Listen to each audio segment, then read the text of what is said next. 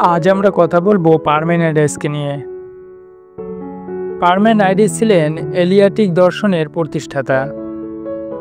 পারমেনাইডিসের জন্ম হয়েছিল দক্ষিণ ইতালির এলিয়া শহরে। এজন্য পারমেনাইডিসকে এলিয়াটিক দর্শনের প্রতিষ্ঠাতা বলা হয়।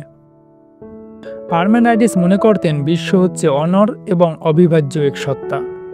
পারমেনাইডিস সত্য ও মিথ্যা যে তত্ত্ব দাঁড় করান তাতে সত্য হচ্ছে অবিনশ্বর, অবিভাজ্য এবং অপরিবর্তনীয়, আর মিথ্যা হচ্ছে বহু, নশ্বর, বিভাজ্য ও সতত পরিবর্তনশীল। পারমেনাইডিসের এই তত্ত্ব স্পষ্টতই হিরাক্লিটাসের গতিতত্ত্বের বিরোধী। তার তত্ত্বে ভাববাদ ও যুক্তিবাদেরও আভাস পাওয়া যায়। সত্তার গতিহীনতার কথা পারমেনাইডিসই প্রথম জোরের সঙ্গে উত্থাপন করেন। পারমেনাইডিস গতি এবং পরিবর্তনকে অস্বীকার করে প্রাচীন দর্শনে অধিবিদ্যার অতীন্দ্রিয়তার সূত্রপাত করেন। আজ এ পর্যন্তই। দেখা হবে নতুন কোনো ভিডিওতে। ধন্যবাদ সবাইকে।